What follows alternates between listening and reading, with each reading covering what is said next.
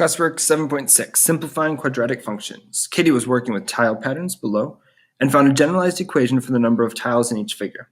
She's wondering if she could simplify her equation using the area model of multiplication. She's wondering if she could simplify her equation. So let's find out if she could simplify her equation. All right, so this is the tile pattern.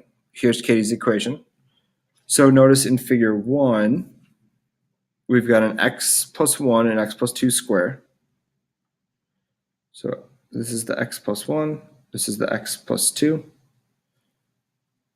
Here's the tile that's going by x, by the figure number, and then this is just the 2. So that's where those parts come from. Let me highlight them so you can see them. All right. So when we look at this pink and orange part, it's looking a lot like area's product.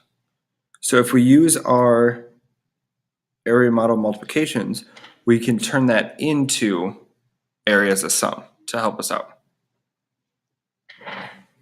So once again, we're going to use the area as a product and we're going to turn it into area as a sum. Because remember from last week, we know that area as a product is equal to area as a sum. They're the exact same thing. So let's do it. Go ahead and draw your square.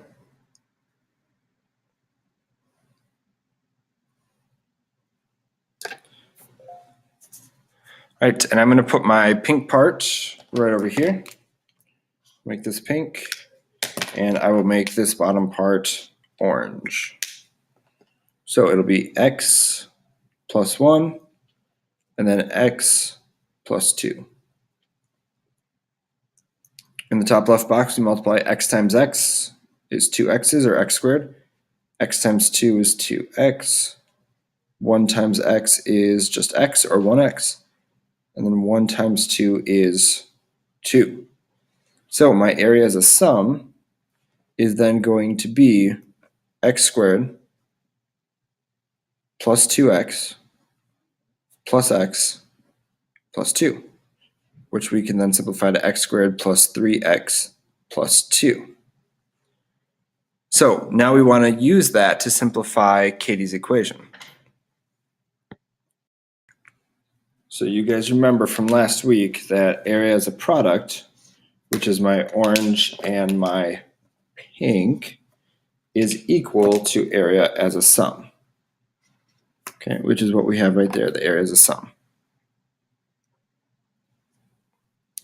So when I have my equation, and we've got this pink and orange part, we want to say that that's equal, or substitute in the purple part instead of it. So, so instead of writing the area as a product, I'm going to write what the area as a sum is,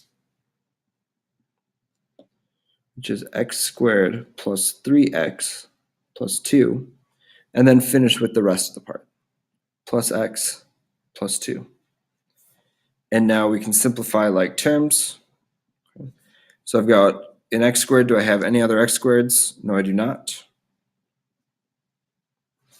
I've got a 3x and an x, so I can combine that to be 4x.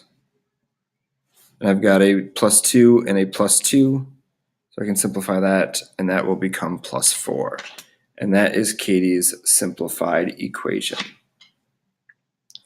So the whole concept for today is taking the area as a product and turning it into area as a sum. And we're going to substitute that in to help us out.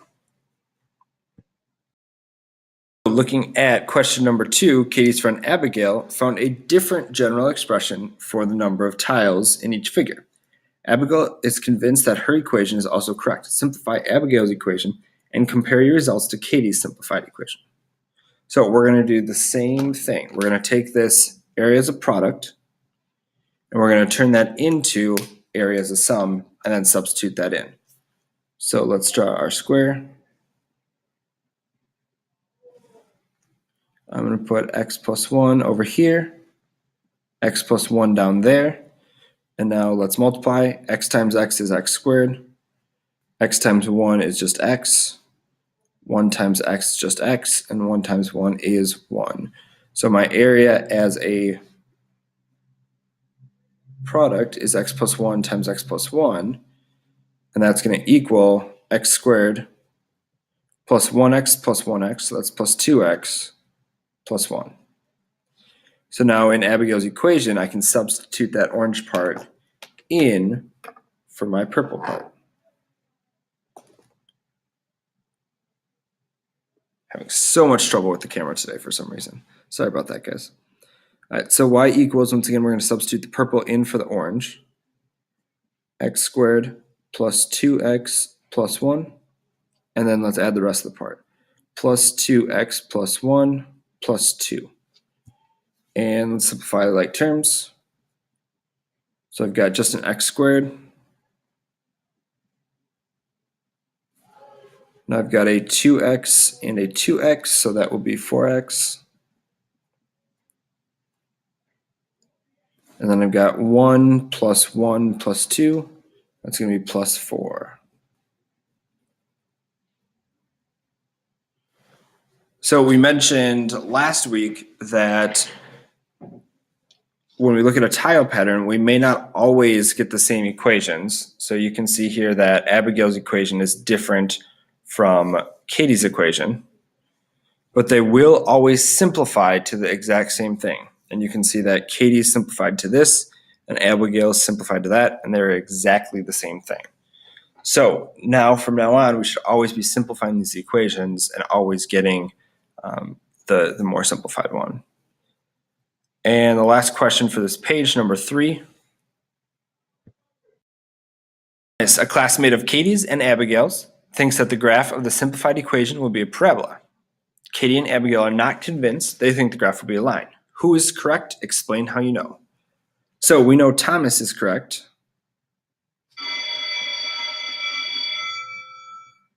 So Thomas is correct. And we know this because our equation is quadratic.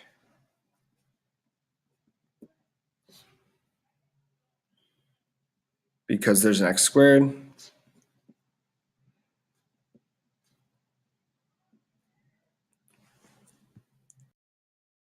So once again, Thomas is correct. Our equation is quadratic because there's an x squared.